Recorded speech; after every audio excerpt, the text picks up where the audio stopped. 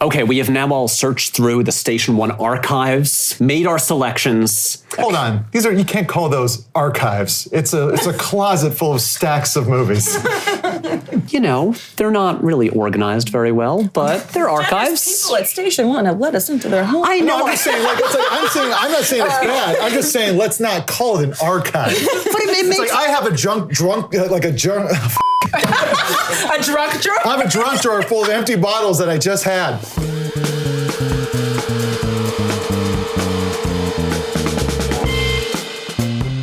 This is Staff Picks, the show where we hunt down VHSs, DVDs, and Blu-rays, trying to fill the shelf space of our video rental store evenly between the big 4 movie genres.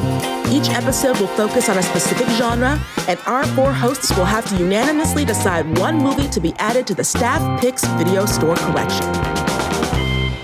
Welcome back to Staff Picks, the show where we are curating the collection of a video rental store, the best video rental store the world has ever seen. I'm Patrick Willems, joined by my co-host, Danielle Radford. And today, once again, we are joined by Jonah Ray and Trinisha.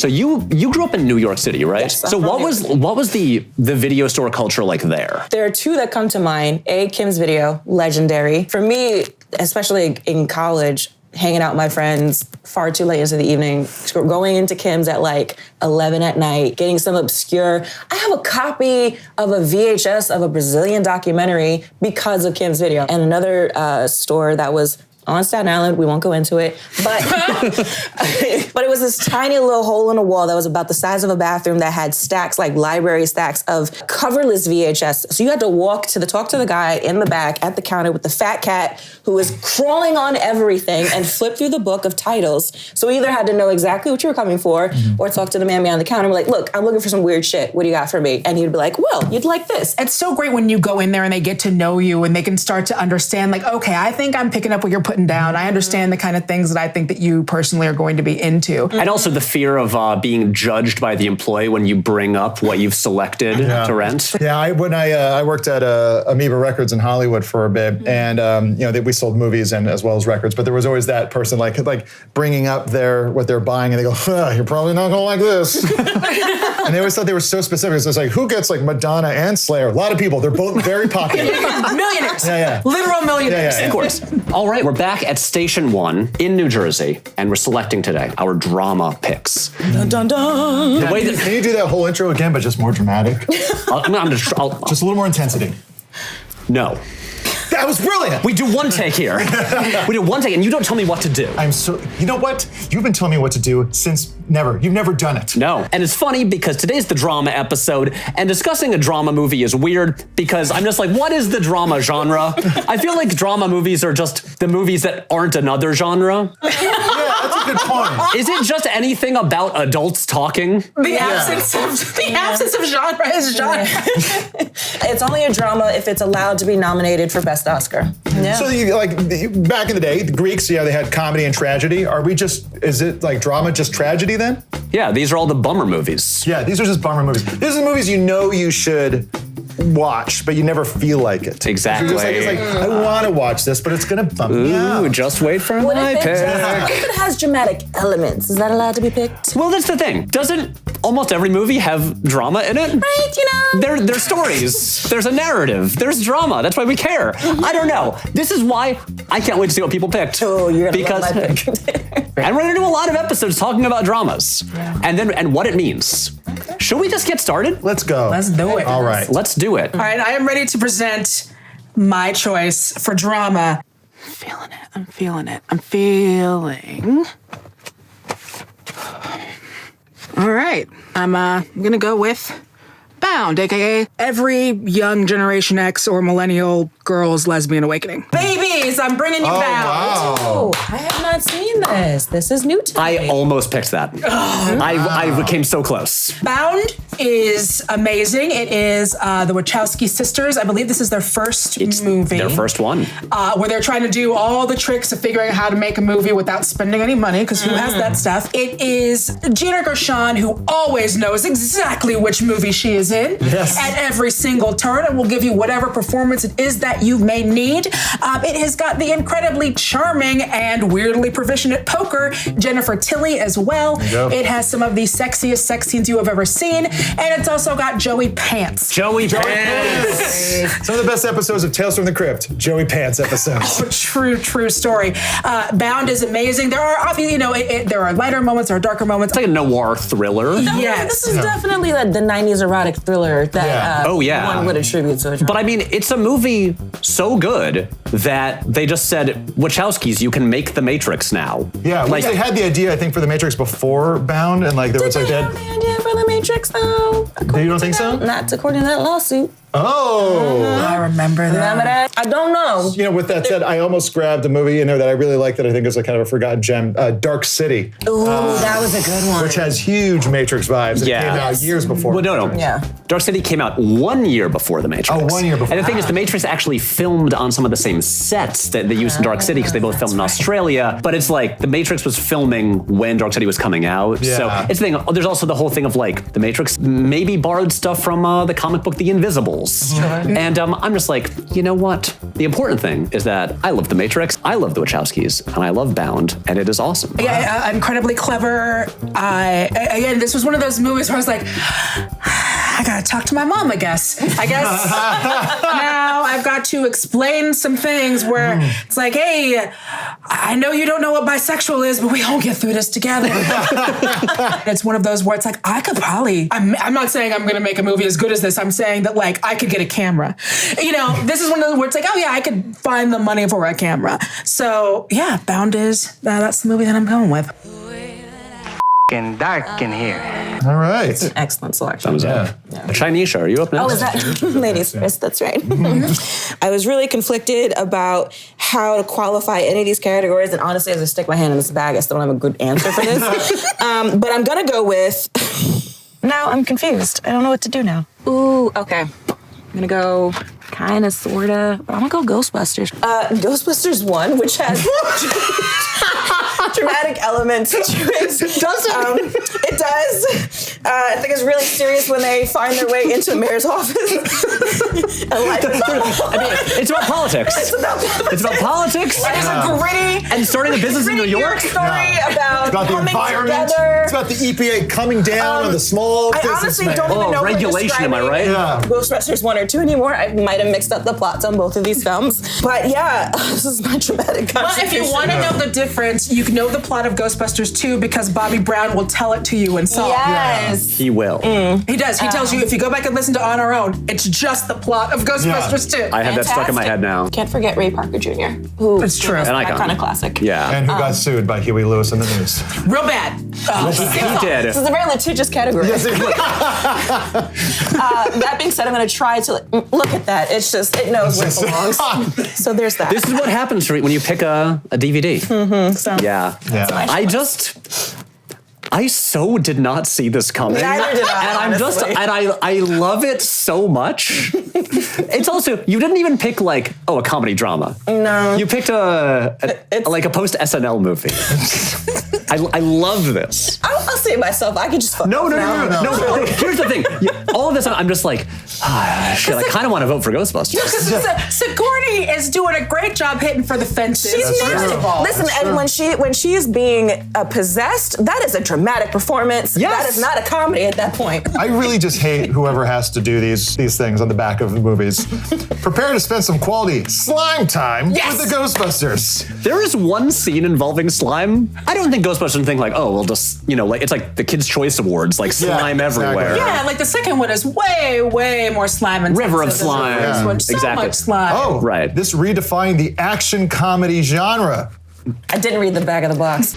We came, we saw, we kicked it. Great movie regardless. It's fantastic. Yes. It's wonderful. Now wait. I feel less bad about my choice. Wait, Wonderful. Wait. I'm up next this time. Oh, okay, I'm that's not right. going Yeah, last yeah. every time. So who's ready for some radical tonal whiplash? This just now just feels weird to be. We had so much fun talking about Ghostbusters. I'm gonna like A proper contribution. kill the mood. Yeah. Anyway, here's a snuff film. Okay, for drama. Right now, I'm going to say one of our contenders. Ooh, it hasn't even been opened. Is Krzysztof Kieślowski's Red. from the Three Colors trilogy. I picked Krzysztof Kieslowski's Red from the Three Colors trilogy. Wow. Bringing it to 90s European art house films. Is this your way of saying that you're smarter than the rest of us? It's not very nice. Sounds like it. You think you're better than me? This is what I was afraid this would happen. Listen, I know I've referenced the Three Colors trilogy as a bit before, but I've never seen any of them. Well, I hadn't until last year. And it's red, blue, and hot pink, right? That's it. Yeah. Nailed it. Has anyone seen this movie? I've seen it. It's been a minute, but yes, I've seen it. I'm just like, I've seen it. If you correct me if I'm wrong, but this was considered one of the year's 10 best. Is that right? I think Los Angeles. I heard that there was 2 thumbs up. do you want to tell me more about it? Sure, 90 minutes. It stars the person who if I'm not mistaken, Miramax. I think Miramax put it out, which is also super problematic for you to pick that movie. Miramax. They distributed it. They didn't produce it. Yeah. You know what?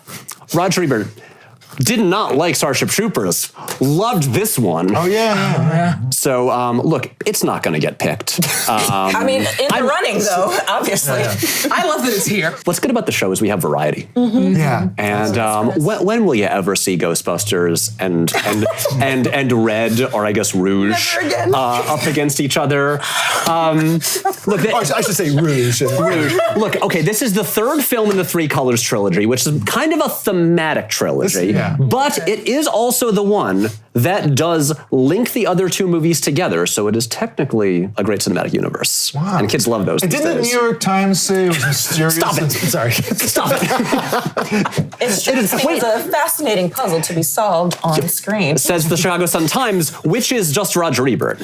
But they didn't want to put his name on here twice. And isn't the stock number on that 4373? Yeah, no, it is. Yeah. Yeah, that's how you know it's good. Yeah. This is a really hard movie to describe because it is an art movie from the 90s. It's mostly about like a part-time model kind of wandering around Paris and investigating things, but it's light on plot and heavy on vibes. And so vibes make something dramatic for you? they can. Yeah. And they do here. Excellent qualifier. It's again, I don't think this is gonna win because you saw it a long time ago. Not in last place. I don't know. Again, I'm thinking about voting for Ghostbusters. C'est dommage. C'était romantique. So look, there we go. Here are our picks so far. There we go. The drama category. So Jonah, It's a nice, well-rounded country. what do you got? I feel like because of Bound and Red, not so much Ghostbusters 1, 2. That's what's making me feel kind of okay about this pick. But it is for me, it's like it's a movie that means a lot to me. Like me and my mom used to watch it all the time. It was probably the most like dramatic movie I watched as a kid, and maybe understood the themes, even though it's about young people. I want to stay away from the Blu-rays and the DVDs because it's just going to take me even longer to kind of like scan through these spines. Stand By Me. I'll go with this for Stand By Me for drama. This is like the most like white nerd thing I would do, but Stand By Me, which is it's a great movie. There's funny parts, but it is like it's a drama. It's about a dead body. Yeah, It's an actual drama. It's an actual drama, and It does have a lot of puking too. Yes, yeah, exactly. There's a fun. I would even offer. Oh no. That's a fair This place. is Jenga. Oh, no. This is now Jenga. Chinese, what have you done? Ironic that it's Stand By Me is knocking over the other. Wait. This is exactly how this is supposed to go. So it is a drama, of course, but it's just something that I don't know. I think it's just because I had One Flew Over the Cuckoo's Nest in my hand. Ooh, that was there. One Flew Over the Cuckoo's Nest, maybe for drama. I'm gonna put this maybe now. I'm gonna do okay maybe, and I had it in my hand, and then I saw Stand By Me, and there was just something that went inside. I was like, me and my mom watched. I watched it so much. Heavy themes. Fuck. Can you please not fiddle around when I'm talking about watching a movie with my mom? I'm trying to display your movie. Trying to be nice. Just hold it. No, but it is something that's kind of ubiquitous. It's a movie that kind of sticks around. It is on TV a bunch. It is the themes are kind of light. It's it is melodrama. It's a coming of age movie. It is a coming of age movie. It's part of Rob Reiner's Miracle Run when he could not miss. Yeah, for anyone who's left friends behind if they moved away or anything like that, it is a thing that I think kind of sticks around with people as they grow older. Here's a question. What is Stand By Me rated? Is it PG? It's like 1988, so that's post. The 80s, the PG and PG-13. It is, but it's also Because the Gremlins is what did it. I'm wondering, is it one of those weird movies where it's like it's rated R because they swear That's what 4 I'm saying. times? I think it's rated R. It's rated R. Yeah. Wow, just because they swear so much. Yeah, but that's the wild thing with this movie where it's like, I think of that as sort of like when you're a kid, that's one of, like you said, one of the first like more mature movies you see. It's about kids, you get it, you understand it, you relate to them, it's fun. But then it deals with some like heavier material and subject matter, and it is weird that is rated R. Well, it only takes one F-bomb. Because you get one. Well, things were a little bit less strict in the 80s, where it's like, oh, it's rated PG, but there's like nudity and there's like 4 F-bombs. Yeah. Like I think in the 90s is where they like really got strict about it's like you can do this many things. I mean, like it just alone, it deserves an R rating for Will Wheaton's line, "Suck my fat one, you cheap dime store hood." He does say that. While pointing a gun, which is the most American part of the movie, I think. Wait to hear this. What is it, man? You guys want to go see a dead body? That's a good pick. Yeah, a really I solid think pick. It's good, but now like To choose between these 3 movies. I'm sorry, I'm all in on Ghostbusters and nothing else. I'm gonna lean in the erotic thriller like direction. I do enjoy a good erotic thriller. Bound and Red are giving me good vibes. Here's the thing. This is sexy. It's not erotic. I like tits and ass, so I'm gonna go Bound. Yeah.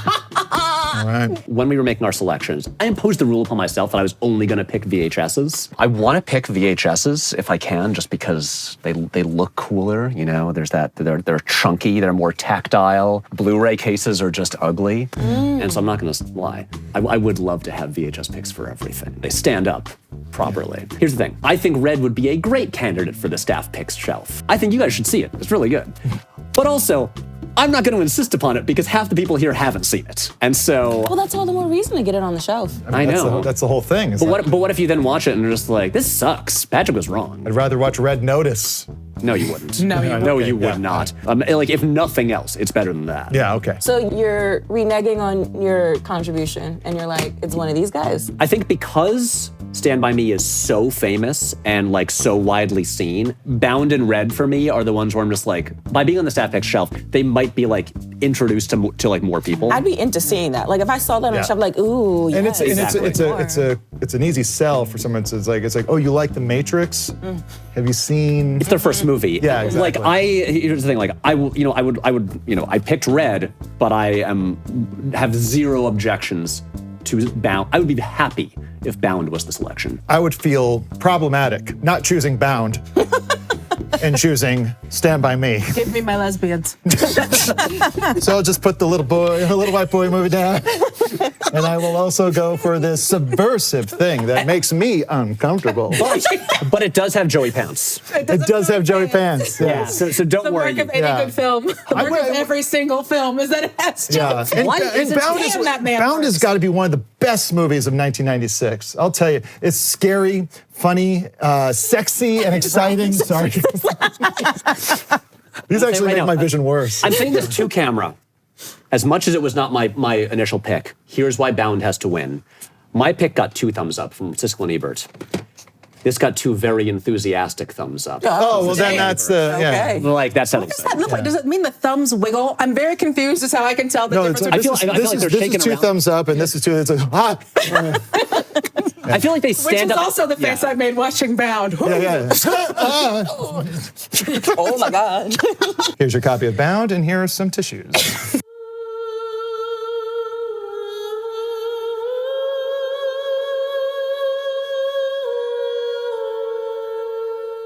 Find out about Vigo, the master of evil. It's not legal. So wait, was Bobby Brown the original Will Smith? Yes, where the rap explains the movie. They were contemporaries of each Right, other. but he did the Will Smith movie rap thing like way before. Will Smith didn't do it until Men in Black. Men Black. Men in Black, yeah. And he should have done it for every single movie he made. Yeah, I literally Talking want him to about be proud. emancipation. Oh, he real outside. Baby. Do you know what that means? I don't. I think it has something to do with a house or something.